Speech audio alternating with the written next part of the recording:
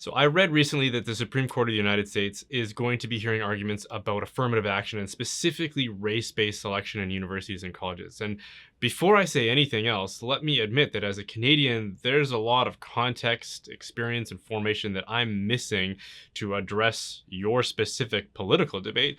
But I do think that I can discuss the moral and logical principles that inform that debate. And since this is clearly a controversial topic, I think it's important to start where we all agree, which is that racism is wrong. I don't think I need to explain why it's wrong. We all just inherently understand that, and we should all agree to that.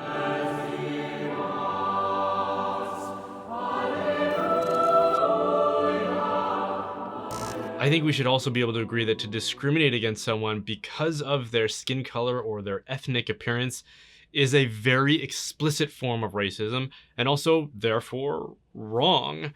Now, if this was 10 or 15 years ago, this probably wouldn't have needed any further explanation, but because we've become so intellectually mystified about what racism is since then, I get the sense that I need to spend just a little bit more time on this point. It's wrong because you can't make judgments about people based on their skin color. Skin color and other accidental physical traits don't tell you anything about a person's character or their ability. But if you intend on discriminating based on skin color, I think it can only be because you think that the color of a person's skin actually reflects a defining difference between certain people rather than an inconsequential physical variation. And as soon as you concede that, then you've allowed for the possibility to compare people based on these supposedly fundamental defining differences.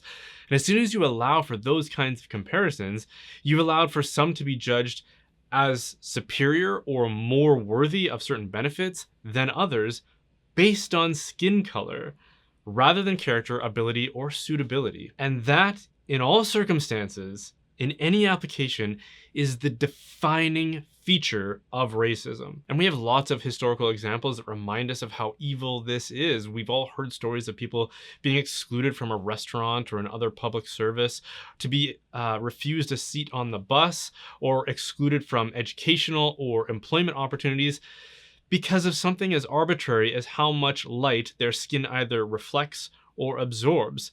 It's just wrong. It's morally wrong. It's logically wrong. It's plainly, obviously wrong. And if a thing is wrong, truly objectively wrong, then it's always wrong under any circumstances. Like abusing children is wrong, deeply, abhorrently wrong. It isn't suddenly okay because someone is minor attracted or because a child got a bad grade and you think that they deserve it. It's always wrong because it's objectively wrong. And racism is pretty much the cardinal sin of contemporary liberal society. And if we're really going to treat it with such intense acrimony, then it can only be because it's truly objectively wrong and always wrong. It's wrong if you do it to a person with dark colored skin, and it's wrong if you do it to a person with light colored skin for no other reason than the color of their skin. But some visible minorities have been a victim of this pattern more than other people, especially in certain places and certain times. And if we're talking about the United States, we're all familiar with its history. Therefore, perhaps some well-intentioned people will say that people who have experienced that kind of racism or who are descended from those visible minorities need extra help now to be justly included in the benefits of society. Now, this seems like justice, but there's a critical, logical, and moral mistake in it.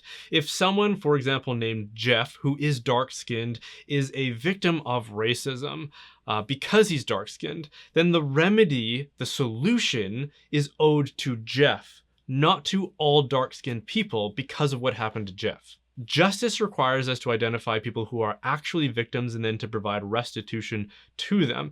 Justice is determined on a case-by-case basis, not a race-by-race basis, because that's just more racism. Furthermore, it's probably worth pointing out that to tell someone or to label someone as a victim when they might not have arrived at that conclusion themselves is to weaken that person unnecessarily. It's to traumatize that person.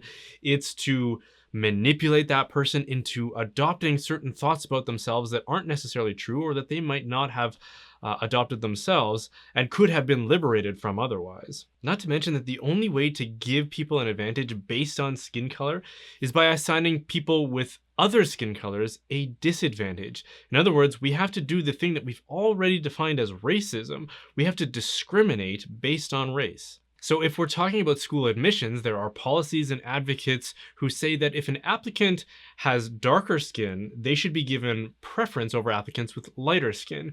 In other words, we can remedy the evils of racial discrimination with more racial discrimination. But as soon as you embrace or endorse a moral act like that, you're at risk of conceding that it isn't actually objectively evil. It's only wrong when it's done in ways that we don't like, and it's right when it's done in ways that we do like, which means that morality can be adopted to suit our particular preferences. But in any logically consistent moral system, that's just hypocrisy. What you're left with is either admitting that racism isn't truly actually objectively wrong, which I doubt many people would agree with, or you have to insist that two wrongs make a right. Now, if you're a Christian, there are two reasons why you can't accept either of these two options.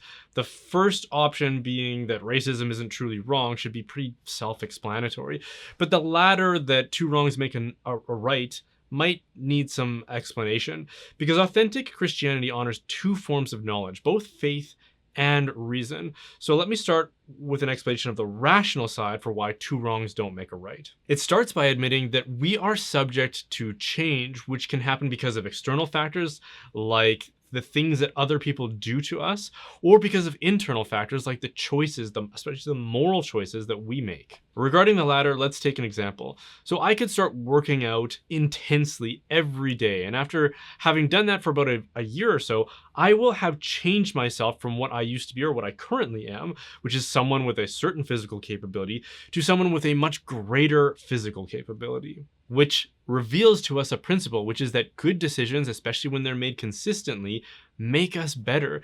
Conversely, bad decisions, again, especially when they're made consistently, make us worse. For example, I could decide to stop exercising at the rate that I currently do.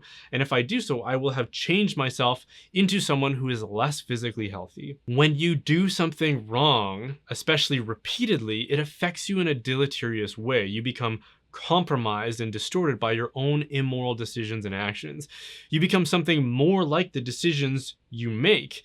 If you consistently choose laziness, for example, you will become lazy. So as it relates to this question, if you choose to discriminate based on skin color, that is, act racist, you will become more racist.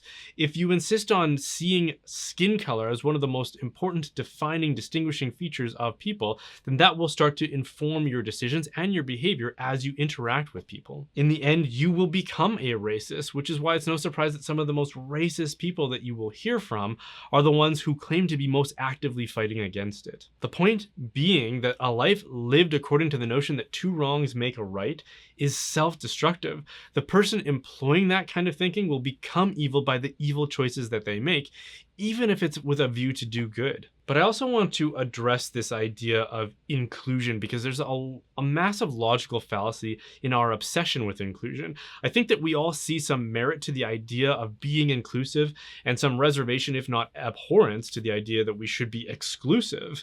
But the problem with this is that to include anyone in something that is definable means you're going to have to logically necessarily exclude someone. Universal inclusion is actually logically impossible, and if you insist on it, you're going to get a whole range of unintended injustices and immoral consequences. For example, if I want to get married, I want to include somebody in my marriage, then that necessarily requires me to exclude everyone who isn't my spouse. For me to try to include everyone in my marriage is to destroy the defining features of marriage. If I were to start a running club where we all go running together as a group, if I'm going to include anyone in that, I have to exclude some people. For example, some people can't run, or they don't like to run, or they don't like to run as a group. It's impossible to include them without changing the club into something that isn't a running club. In fact, it would have to be completely undefined in order to include everyone. The only way that you can be inclusive of all people is by mutilating the thing that you want to include them in, so that it becomes so undefined that there's nothing left to include people in. Universal inclusion destroys the thing that you are attempting to apply it to. Full inclusion of all means inclusion of nobody, because there's nothing left to be included in. And this obviously applies to education as well. Not everyone is suited to the demands of a higher education, and not everyone wants a higher education. So the only way to make it possible to be inclusive of everyone as an institution of higher education is by ceasing to be a higher education institution. And it's no wonder those institutions are becoming so mutilated to what their original inception was designed to be. So what about the faith side of this? I said that we honor two forms of knowledge, faith and reason. Well, scripture is explicitly against it. 1 Thessalonians 5:15 says that you cannot repay a wrong with another wrong. As Christians, we believe that scripture is authoritative, and this is from an epistle. It's not like from some allegorical story or something metaphorical. It's just a plain, practical, apostolic teaching. There are also magisterial teachings that could be applied to this topic. Pope St. Paul VI's encyclical Popularum Progressio says that you cannot improve society by benefiting some at the expense of others. And the Second Vatican Council's document Gaudium et Spes says that every form of discrimination based on color or race must be eradicated as incompatible with God's design for society. So unless you're willing to tolerate incoherent principles like two wrongs make a right, unless you're willing to risk becoming the thing that you're fighting against, unless you want to destroy the very thing that you're trying to include people in, and unless you want to renounce your faith as a Christian, you cannot support any form of discrimination based on skin color or race, which affirmative action requires you to do. Hey, thanks for watching. The reason I can continue making content like this is because of the generous support of my viewers. If you are able to support the work I'm doing, there are a couple of ways you can do that: by donating through my website or by joining my online community, The Reinforcements. Both can be done by visiting brianholdsworth.ca, the .ca because that's how we internet in Canada. Members will have the opportunity to personally interact with myself and other community members, and certain levels will receive a free gift basket from Glory and Shine, who is a family-owned Catholic bath and body products company whose beard balm I'm wearing right now. Members also get free access to Christ-Centered Capital, which offers ethical investing tips that are in accord with Catholic beliefs. Even if you aren't able to support my work, consider checking both of them out at gloryandshine.com and christcenteredcapital.com. And of course, don't forget to like and subscribe. And again, thanks for watching.